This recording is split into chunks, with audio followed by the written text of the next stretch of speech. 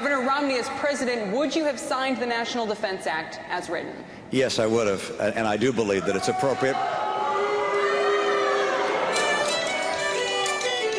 Some presidential candidates have to pay their campaign to make homemade signs.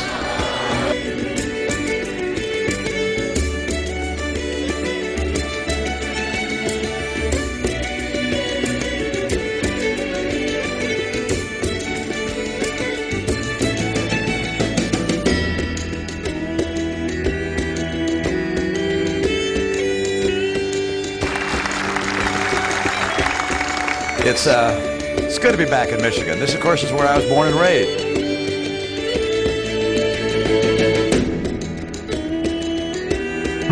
Dr. Congressman and presidential candidate Ron Paul.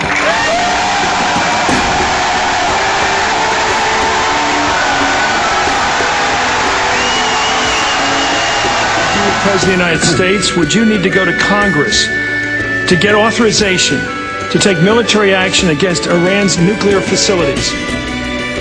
You sit down with your attorneys and tell you what you have to do, but obviously the President of the United States has to do what's in the best interest of the United States to protect us against a potential threat.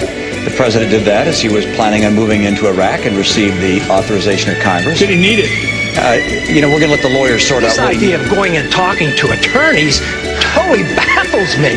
Why don't we just open up the Constitution and read it? You're not allowed to go to war without a declaration. Oh, God. I like Ron Paul. I really do.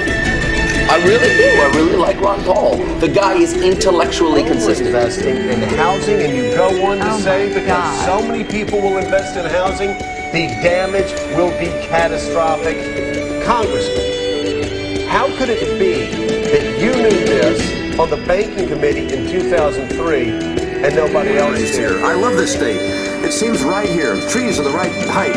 I like seeing the lakes. I love the lakes. There's something very special here. The Great Lakes, but also all the little inland lakes that dot the parts of Michigan. I love cars. After 4 days of resisting and dismissing questions about why entire towns and entire counties were left out of the Maine vote when the Maine Republican Party declared that Mr. Romney had won. As we talked about last night, more than a dozen towns in Waldo County, Maine, held their caucuses earlier this month, held them in time. They reported their results to the state party, and then mysteriously, they ended up being recorded as zeros in the state party's official tally. Today, the Maine Republican Party chairman, Charlie Webster, indicated that those votes have now been counted, but he's not going to tell you what they are. That here in Iowa, in the Iowa caucuses, where they can set any rule they want for their own article, tonight's Iowa vote count to take place at secret location.